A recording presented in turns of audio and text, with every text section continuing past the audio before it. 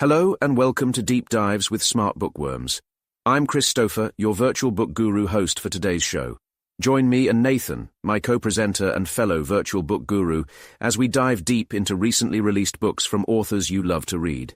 In today's episode, we'll be diving deep into A Deep Dive for the City and Its Uncertain Walls by Haruki Murakami. From the best-selling author of Norwegian Wood and Hard-Boiled Wonderland and The End of the World comes a love story, a quest, an ode to books and to the libraries that house them, and a parable for our peculiar times. So let's dive deep into today's deep dive. Haruki Murakami's book The City and Its Uncertain Walls. Part 1, a quick digest for The City and Its Uncertain Walls.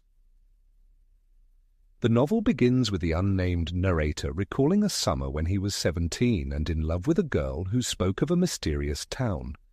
The town was surrounded by a 26-foot high wall, accessible only through a single gate, guarded by a gatekeeper.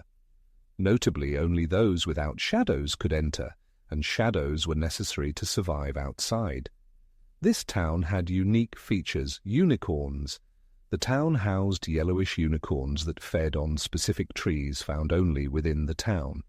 Every morning and evening, the gatekeeper blew a horn, signaling the unicorns to enter and exit through the gate. The pool. A deep pool outside the south gate was rumoured to suck people down, never to return. The library. The girl worked in a library without any books, her job being to read old dreams shaped like eggs and covered in white dust. Years later, the narrator finds himself in this very town. He becomes the dream reader, working in the library alongside the girl, now a young woman. He learns that the town needs a dream reader to calm and eliminate human emotions, which are considered dangerous and sealed in the dreams. As the dream reader, he undergoes a physical transformation. His eyes are cut, making him sensitive to sunlight, and he abandons his shadow at the gate. The narrator's shadow, however, begins to weaken and desires reunification. He reveals that the town uses fear and elaborate processes to maintain its balance and survive. This includes the ritualistic movement of unicorns and the dream reader's task of calming the dreams. The narrator faces a dilemma: stay in the town with the woman he loves or leave with his shadow. He chooses to leave, believing the pool's deadliness is a myth. He steals the gatekeeper's horn, and his shadow uses it to distract the unicorns, buying them time to escape. However, the woman chooses to remain in the town. Back in his world, the narrator receives a final letter from the woman. He resumes a normal life, taking a job as the head librarian in a small town library in Zed. The former head librarian, Mr. Koyasu, dies, and his ghost reveals that he chose the narrator for this position. He tells the narrator the story of his life. Mr. Koyasu's story. Mr. Koyasu, a failed novelist, inherited his family's brewery. After a late marriage and the tragic loss of his wife and child, he poured his heart into establishing the library. Mr. Koyasu leaves a directive in the safe, entrusting the narrator with managing the library. The narrator also encounters a peculiar boy nicknamed Yellow Submarine Boy.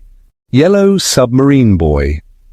The boy, Sai, possesses a remarkable ability to instantly memorize any text. However, he is socially isolated and struggles to fit in. His mother asks Mr. Koyasu to let him read in the library. The narrator learns that M has disappeared and he meets the boy's family. He shares the story of the walled town with them, revealing that Emerald had drawn a detailed map of it. The narrator realizes that the boy was drawn to the town and desired to become the new dream reader. One night, in a dream, the narrator encounters Yellow Submarine Boy, who bites his earlobe, merging with him. The boy's vast knowledge and ability to read the dreams become the narrator's. He excels as the dream reader, but struggles with the growing desire to return to the walled town. In the final part of the novel, the narrator's perspective shifts. He is back in the walled town, reunited with the girl. He is again the dream reader, and Yellow Submarine Boy is now a part of him. He accepts his role in the town, acknowledging its imperfections while finding fulfillment in reading the old dreams. He hopes to one day find the dream left behind by the woman he loved. In an afterword, Murakami reveals that this novel is a reimagining of an earlier novella he published in 1980. He discusses his dissatisfaction with the original work and his decision to rewrite it after 40 years. Part 2. Discussion of a walled town. This novel describes a fictional walled town that serves as a central setting in Haruki Murakami's novel The City and Its Uncertain Walls. This town possesses distinct characteristics that set it apart from the outside world. Access is restricted by a high, impenetrable wall made of exceptionally strong bricks. Entry is allowed only through a single gate guarded by a gatekeeper, and only those without shadows may enter. Shadows are necessary for survival outside the town. Inside the town, time has stopped, and nothing truly accumulates. The town houses unique elements. Unicorns. Yellowish unicorns with a single sharp horn inhabit the town, subsisting on the leaves and nuts of specific trees found exclusively within its walls. The gatekeeper regulates their movement, blowing a horn to signal their entry and exit twice a day. The Pool. A mysterious pool located outside the south gate is believed to be a dangerous whirlpool that sucks people down into an underground labyrinth, never to return. The Library. A library without books houses old dreams, egg-shaped receptacles covered in white dust that contain fragments of the minds of people banished from the town. The narrator becomes the dream reader, tasked with deciphering these dreams and essentially calming the emotions within them, as human emotions are considered dangerous in the town. The town's existence relies on a system of control and suppression. Fear is used as a tool to maintain order and prevent residents from venturing outside the wall, particularly through stories about the pool. Additionally, the gatekeeper's warning, "When you have a plate on your head, it's best not to look up at the sky," discourages questioning the town's structure or seeking knowledge about the outside world. The town's history and origins are shrouded in mystery, and residents show little interest in exploring these topics.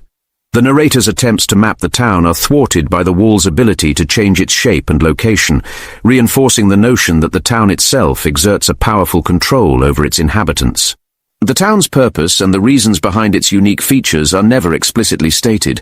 However, it is suggested that the wall was built to prevent an epidemic, both physical and emotional, from entering and potentially disrupting the town's carefully maintained balance. The old dreams serve as a repository for the remnants of human emotions, which are considered dangerous and must be contained and neutralized through the dream reader's work. The town serves as a metaphor for various themes explored in the novel, such as memory and identity. The town's suppression of history and the absence of shadows raise questions about the nature of individual and collective memory, as well as the role these play in shaping one's identity. Isolation and connection. The physical and psychological barriers within the town highlight the challenges of forming meaningful connections in a world that often encourages detachment and conformity. Escapism and reality. The narrator's journey into and out of the walled town reflects the human desire to escape from the complexities and imperfections of reality, as well as the eventual need to confront and accept the true nature of the world. The walled town's existence within the novel raises questions about the nature of reality and the power of imagination. While the town is fictional, the detailed descriptions and the emotional weight it carries make it feel real and tangible to both the narrator and the reader. This ambiguity invites the reader to consider the ways in which stories, both personal and collective, shape our perceptions and experiences of the world. Part 3: Ghostly Encounters and Unresolved Mysteries in Murakami's The City and Its Uncertain Walls. The book presents not one but two intriguing ghost stories interwoven into the fabric of the narrative. These stories touch upon themes of death, memory, lingering attachments, and the elusive nature of reality. Mr. Koyasu, a librarian beyond the grave. The most prominent ghost story revolves around Mr. Koyasu, the former head librarian. After his death from a heart attack, Mr. Koyasu's consciousness returns to the library in a ghostly form. Selective visibility. Only certain individuals, like the current narrator, who is also the new head librarian, and Mrs. Soda, a senior staff member, can perceive him. To others, he remains invisible. Purposeful haunting.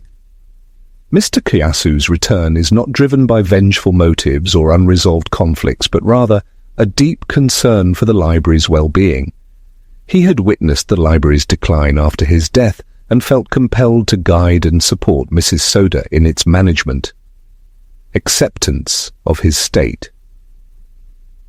Mr. Koyasu exhibits a remarkable acceptance of his ghostly existence.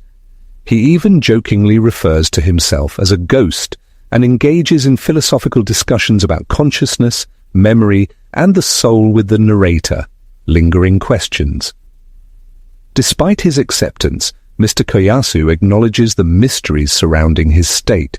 He ponders why his consciousness persists and questions the nature of the soul, a concept that becomes even more elusive after death.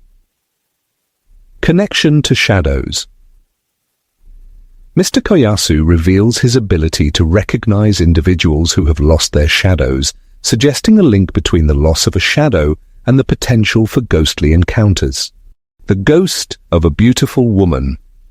A haunting memory. The second ghost story is a recounted tale told to the narrator by a former military officer who had been injured in the war. This story introduces a more traditional haunting, focusing on the lingering image of a beautiful woman. Setting and appearance. The officer encounters the ghost at a hot springs inn while recovering from a leg injury.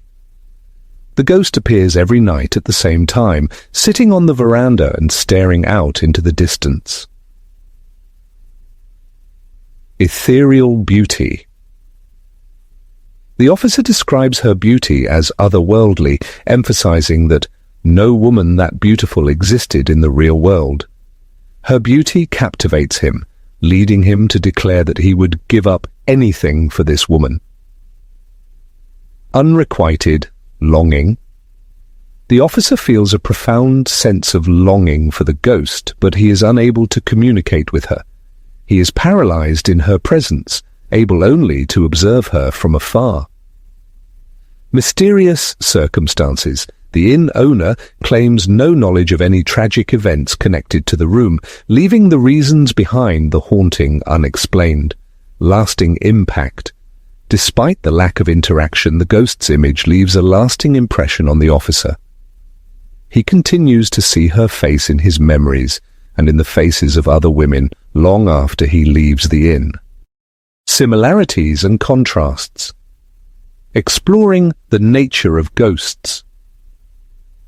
These two ghost stories offer contrasting perspectives on the nature of ghosts and the reasons behind their lingering presence. Purpose. Mr. Koyasu returns with a specific purpose, to support the library and, in a way, complete unfinished business. The beautiful woman's ghost, however, seems to exist solely as a haunting memory, her purpose, if any, remaining unknown. Interaction. The narrator can interact with Mr. Koyasu, engaging in conversations and receiving guidance. The officer, on the other hand, is unable to communicate with the beautiful woman's ghost, highlighting a sense of isolation and unfulfilled longing. Resolution. Mr. Koyasu's story suggests the possibility of finding peace and purpose even after death. The beautiful woman's story leaves a sense of mystery and unresolved emotions. The officer remains haunted by her image, suggesting a lingering attachment that he is unable to shake off. These stories, while distinct in their details, contribute to the novel's exploration of themes related to memory, loss, and the boundaries between the real and the unreal. They also raise questions about the nature of consciousness and the potential for connections to persist beyond the realm of the living. Part 4. Exploring the heart's desires in Murakami's The City and its Uncertain Walls. The narrative reveals a complex interplay of desires, both conscious and subconscious, that drive the characters' actions and shape their experiences within and beyond the walled town.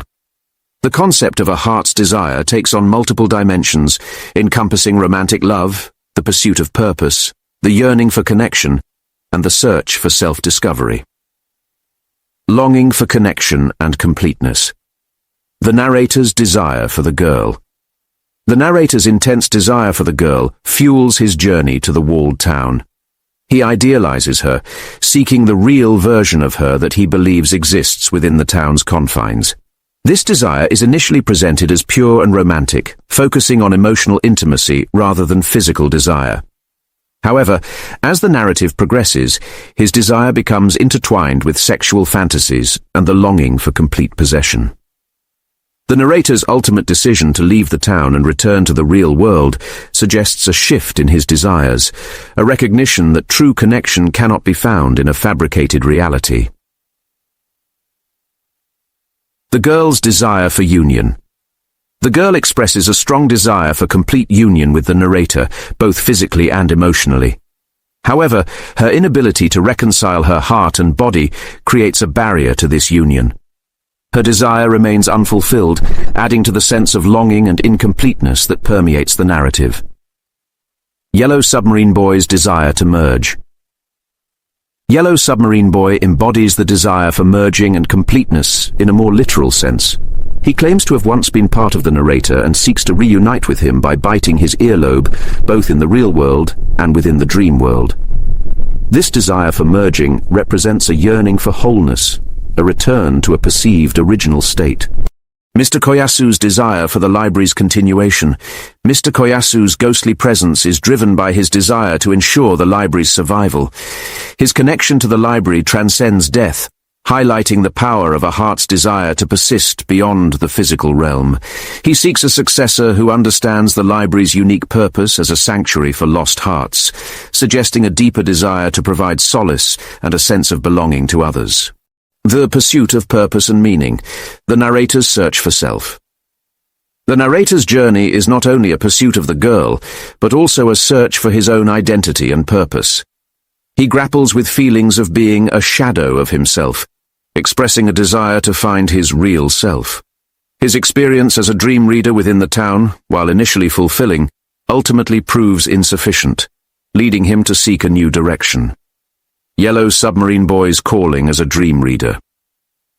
Yellow Submarine Boy expresses a strong conviction that his purpose is to read old dreams. He believes he was born for this role and finds fulfillment in the act of interpreting the fragmented narratives of forgotten lives. This unwavering sense of purpose contrasts with the narrator's own uncertainty and contributes to his decision to leave the town, allowing Yellow Submarine Boy to fulfill his calling. The allure of escape and comfort. The walled town. As refuge. The walled town represents a refuge from the complexities and uncertainties of the outside world. It offers a sense of order, purpose, and a simplified reality where tomorrow did not exist. The narrator's initial embrace of the town suggests a desire for escape from the pain and confusion of his past. The girl's ambivalence. The girl, while expressing her desire to belong to the narrator, also exhibits an ambivalence towards the town. She describes feeling like a shadow of her true self, suggesting a longing for something beyond the town's walls. This internal conflict mirrors the narrator's own struggle between the allure of escape and the desire for authentic experience. The intertwined desires of the characters create a dynamic tension that drives the narrative forward. The walled town serves as a canvas upon which these desires are projected, explored, and ultimately challenged. The novel leaves the reader to contemplate the nature of desire, the choices we make in pursuit of fulfillment, and the consequences of seeking refuge in fabricated realities. Part 5, examining the role and significance of the dream reader in Murakami's The City and its Uncertain Walls. The book portrays the dream reader as a pivotal figure within the enigmatic walled town, entrusted with the unique and demanding task of interpreting old dreams.